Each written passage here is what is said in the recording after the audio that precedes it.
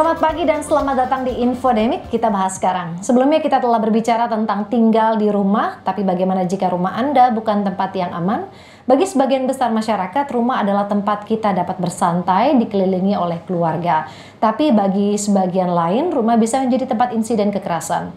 Angka KDRT naik selama pandemi dan sebagian besar orang yang terdampak adalah perempuan. Tapi apakah kita tahu apa yang harus dilakukan jika hal ini terjadi pada kita? Akankah kita tahu di mana bisa mendapatkan bantuan? Penelitian menunjukkan bahwa selama masa pandemi ini kan kekerasan dalam rumah tangga meningkat di negara-negara di seluruh dunia. Kalau menurut Mbak Eva, apakah menurut Mbak ini juga jadi masalah di Indonesia? Mungkin aja bisa terjadi juga dan menjadi problem di Indonesia. Ya sangat berpengaruh sih, karena kan yang pertama yang menyebabkan itu adalah faktor ekonominya ya. Kalau kita melihat dari sudut pandang rumah tangga, memang sangat berdampak sekali. Harusnya jadi masalah sih untuk Indonesia. Bagaimana jika Masyam dicurigai melakukan kekerasan dalam di dalam keluarga ya Mas, atau di lingkungan tetangga Masyam sendiri? Ya, tentu kita harus bersikap bijak, tenang, dan memberikan edukasi kepada keluarga. Mengontrol emosional diri sendiri kali ya.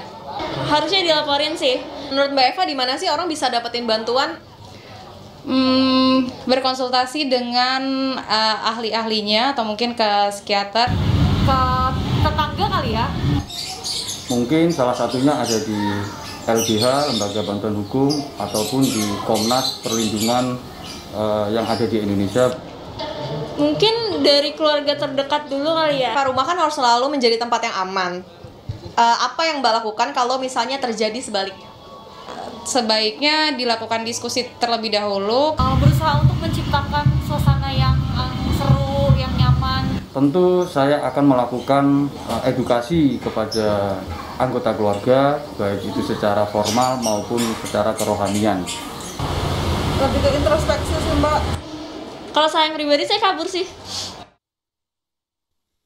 Apakah Anda akan bersuara jika ini terjadi pada Anda? Atau apakah Anda akan bersuara jika terjadi pada tetangga Anda? Ada saran dan informasi yang baik yang dapat digunakan untuk membantu. Tetapi apakah Anda tahu di mana menemukannya? Nah, untuk mengetahuinya hari ini telah bergabung dengan Komisioner Komnas Perempuan Alimatul Kiptiah, juga Deputi untuk Perlindungan Hak-Hak Perempuan Kementerian Pemberdayaan Perempuan dan Perlindungan Anak, Venesia Erdanes. Kita sapa dulu Ibu. Selamat pagi, terima kasih sudah bergabung pagi hari ini di Infodemik. Dan saya akan bertanya kepada Ibu Alimatul terlebih dahulu, di masa pandemi saat ini, betulkah kekerasan terhadap perempuan ini terjadi peningkatan dan apa yang menjadi alasannya, Ibu? Ya, terima kasih Mbak Woro. Betul bahwa ada peningkatan angka kekerasan terhadap perempuan selama masa pandemi, baik yang terlaporkan di Komnas Perempuan ataupun di lembaga-lembaga layanan yang lainnya. Nah, mengapa ini terjadi? Karena selama masa pandemi ini masih banyak persoalan-persoalan yang ada di keluarga, terutama yang berhubungan dengan penafsiran-penafsiran dan budaya-budaya yang misoginis ya. Karena dari riset Komnas Perempuan menunjukkan bahwa perempuan itu meluangkan waktu lebih dari 3 jam, ya, itu lebih banyak daripada laki-laki selama masa pandemi gitu. Kemudian yang kedua adalah karena ada persoalan ekonomi juga yang terjadi di masyarakat, yang mana banyak pekerja-pekerja informal ya itu mengalami PHK dan mengalami kesulitan ekonomi. Nah, kadang-kadang persoalan ini berimplikasi kepada bagaimana situasi yang ada di keluarga. Ibu Venesia, seperti apa dari kementerian melihatnya? Benarkah seperti itu yang terjadi di masyarakat saat ini terkait dengan kekerasan perempuan, Bu? Dan juga mungkin ada catatan-catatan lain selain perempuan kepada anakkah? Begini, kami juga saya sudah beberapa kali menanggapi data atau survei yang dilakukan oleh Komnas Perempuan. Saya mencari titik temunya aja dengan yang punya Kementerian PPPA. Dari data Simfoni, Kementerian Simfoni, kami memiliki Simfoni PPA, yaitu suatu aplikasi yang mencatat kasus-kasus kekerasan terhadap perempuan dan anak yang ditangani oleh Dinas-Dinas Pemberdayaan Perempuan dan Perlindungan Anak di seluruh Indonesia. Data yang masuk ini kemudian dipilah berdasarkan tahun pelaporan dan tahun kejadian. sebetulnya jelas sekali bahwa perbandingan data kekerasan terhadap perempuan dan KDRT sebelum dan sesudah penetapan perpanjangan status keadaan tertentu darurat bencana atau PPSK PDB itu sangat signifikan perbandingannya. Memang secara kumulatif itu meningkat, tapi pertambahan data kasus baru per hari itu perlambatan sebanyak 50%. Apa artinya? Berarti akses terhadap pelayanan barangkali berkurang. Kemudian dua, karena PSKTB jadi movement orang, jadi pergerakan orang itu dibatasi sehingga korban atau calon korban itu enggan untuk melaporkan. So kalau ada pelayanan barangkali yang melayani itu juga mengalami COVID misalnya, kena COVID dan lain sebagainya. Jadi tidak akan 100%. Kalaupun online, servisnya online, belum tentu orang itu melek terhadap IT, ya kan? Nah, kalaupun dia melek, belum tentu dia punya gadget, ya kan? Apalagi di daerah-daerah terpencil. Nah, itu yang harus kita carikan solusinya. Memang secara kumulatif dia meningkat, susah untuk menurun. Tapi ingat bahwa pertambahan tiap hari kasus baru itu perlambatan. Baik Bu, artinya ada tantangan baru lagi di masa pandemi ini. Bisa jadi catatannya itu karena faktor-faktor lain. Kemudian dari kementerian apa solusinya Bu yang kemudian bisa merangkul mereka-mereka yang mungkin calon-calon korban? Betul. Jadi kami sebenarnya secara praktis telah menginisiasi atau membentuk pelayanan yang namanya Sejiwa, Sehat Jiwa.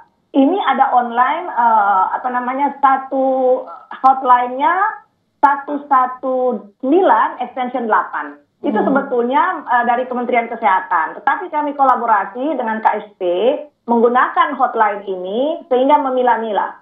Semua kalau misalnya kasus COVID, kasus kesehatan itu diteruskan ke Kementerian Kesehatan. Itu 1 kali 24 jam loh. Kalau ada kasus kekerasan terhadap perempuan dan anak, itu diteruskan ke Kementerian Pemberdayaan Perempuan dan Perlindungan Anak, di mana ada manajer kasus di situ. Jadi 1 kali 24 jam. Jadi kami outreach. Memang secara kumulatif itu meningkat. Tapi pertambahan data kasus baru per hari itu perlambatan. Ada pertumbuhannya mungkin tidak secepat itu, tapi secara akumulasi ya besar. Seperti apa Ibu dari Komnas Perempuan? Ya, yang dapat kita lakukan adalah dari hulu ke hilir ya, dari upaya pencegahan sampai upaya pemulihan gitu. Upaya pencegahan dapat kita lakukan melalui pendidikan-pendidikan dan kampanye-kampanye serta bagaimana mensosialisasikan secara masif pemahaman-pemahaman yang mengedepankan pemenuhan hak-hak perempuan begitu. Misalnya dari bagaimana di kurikulum pendidikan, kemudian bagaimana juga di kelompok-kelompok keagamaan dan juga bagaimana di media sosial dan lain sebagainya, sehingga upaya pencegahan itu sangat penting. Misalnya yang dilakukan oleh Komnas Perempuan itu adalah bagaimana mencoba mensosialisasikan ya PKDRT di masyarakat dan juga mensosialisasikan pemahaman-pemahaman bahwa misalnya kalau ada sesuatu persoalan di keluarga itu ya bukan dipukul ya, tapi bagaimana dicarikan jalan keluar. Yang kedua adalah juga mendorong ya para korban itu untuk melaporkan. Kenapa? Karena dari data dari Komnas Perempuan 79% dari survei yang dilakukan oleh Komnas Perempuan, mereka tidak mempunyai kontak layanan di HP-nya. Artinya apa? Manajemen resikonya itu masih rendah masyarakat sekitar. Nah, ketika sudah terjadi, maka penting juga pemulihannya. Ya.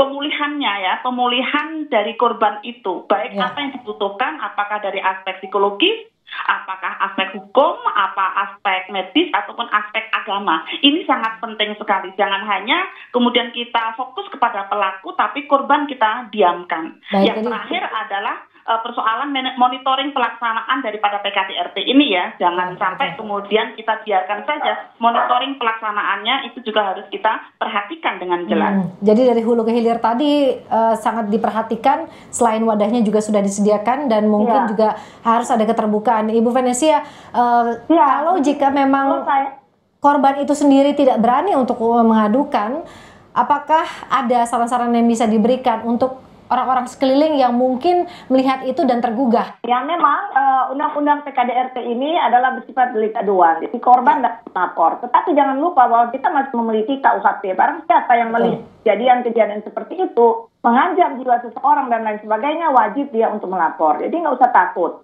datang melapor. Dan kalau yang tetangga justru yang melapor, kadang dia mencabut, tidak akan mencabut ya, tidak akan mencabut kasus. Tapi kalau sendiri yang melapor, kadang-kala dia rasa sayang. Justru mencabut karena khawatir ya Bu ya. Perkara tidak jalan.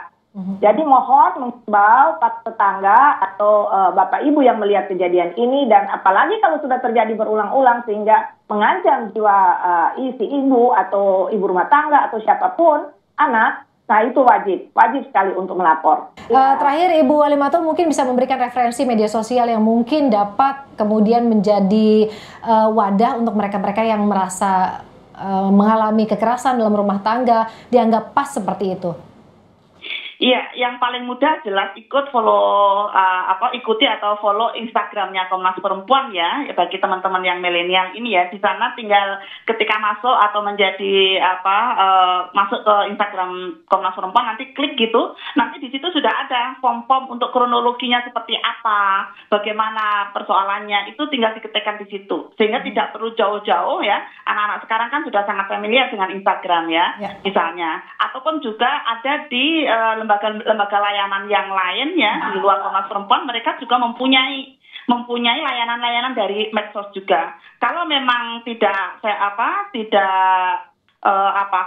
comfortable atau tidak nyaman dengan medsos, mungkin juga bisa berkirim email kepada Komnas Perempuan, telepon langsung, ataupun juga misalnya bisa mengirimkan karena flash disknya itu ya, misalnya kan sekarang KGBO-nya kan tinggi ya, kekerasan berbasis gender online-nya kan tinggi ya, khawatir nanti kalau disebarkan lewat medsos nanti malah dia kena IT ya, karena ada orang IT-nya belum ada perubahan, karena itu bisalah mengirimkan flash disknya itu ke Komnas Perempuan sehingga itu akan lebih aman juga gitu. Tetap Ya, silakan Ibu. Sedikit sekali, jangan lupa juga mengunjungi website Kemen PPA. Ya, tadi nomor teleponnya juga boleh Bu disounding sekali lagi. Jangan lupa juga untuk portal GT Nasional COVID-19. Di situ kami mengupload ada 40 protokol dan perlindungan perempuan dalam masa COVID-19. Ya, terima kasih Ibu Venesia sekali lagi Ibu Halimatul. Itu tadi diskusi kita pagi hari ini, semoga bermanfaat untuk siapapun yang membutuhkannya.